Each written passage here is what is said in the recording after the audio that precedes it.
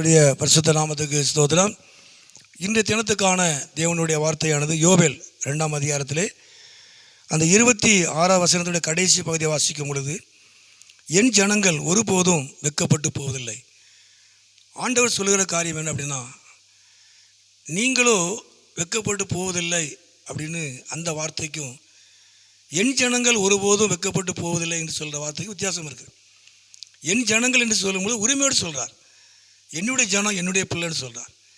என்னுடைய ஜனங்கள் ஒருபோதும் வெட்கப்பட்டு போவதில்லை. என்னுடைய ஜனம் என்னுடைய பிள்ளைகள், கர்த்தருடைய பிள்ளைகள், அவரை சார்ந்து அவரை நம்பியிருக்கிற பிள்ளைகள் ஒருபோதும் இந்த பூமியில் வெட்கப்பட்டு போவதில்லை. நிறைய பிரச்சனைகள் போராட்டங்களை சந்திக்கலாம், சில இழப்புகளை சந்திக்கலாம். ஆனால் எல்லாரும் தேவனும் ஒரு நோக்கம் வைத்திருப்பார். நம்ம எதுலேயுமே வெட்கப்பட்டு போகாதபடி ஒரு நன்மையை கத்தர் வச்சிருப்பார். அதுதான் தேவன். அதற்கு பிறகு நமக்கு தெரியும் கத்தர் ஏதோ ஒரு நோக்கத்துக்கு இதை அனுமதித்தார்.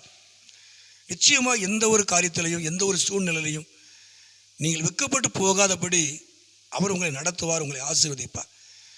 ஏன்னா அவரை சார்ந்து நீங்கள் அவரை நம்பி இருக்கிறதுனால ஆண்டவர் உங்கள் வாழ்க்கையில் பெரிய காரியத்தை கத்தர் செய்வார். நீங்களோ என்று வேறு வார்த்தை சொல்லலை, என் ஜனம் என்று சொல்ல. உங்களை குறித்து என் ஜனம், என் பிள்ளைகள், என் குடும்பம் ஒருபோது வெட்கப்பட்டு போவதில்லை. என் பிள்ளைகள், என் குடும்பம் ஒருபோது வெட்கப்பட்டு போவதில்லை. என் ஜனங்கள் ஒருபோது வெட்கப்பட்டு போவதில்லை.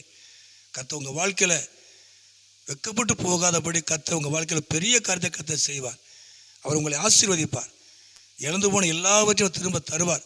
அங்கே முந்தின பகுதியில் நிறைய ஆசீர்வாதங்கள் சொல்லப்படுது இல்லையா? நிறைய இழந்து போனதெல்லாம் கர்த்தர் உங்களுக்கு திரும்ப தருவார். சகலத்தையும் திருப்பி உங்களை கர்த்தர் உங்களுக்கு உதவி செய்வார்.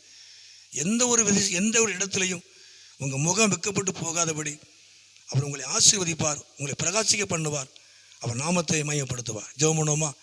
எங்களை அதிகமாக நேசிக்க நல்ல பிதாவே, இந்த சத்தத்தை கேட்குற ஒவ்வொரு பிள்ளைகளின் குடும்பங்களையும் கர்த்தர் ஆசீர்வதித்து இந்த நாமத்தை மையப்படுத்தும், மகிமையான காரியங்களை செய்யும். இயேசுவின் நாமத்தை ஜெபிக்கிற நல்ல பிதாவே. ஆமேன், ஆமேன்.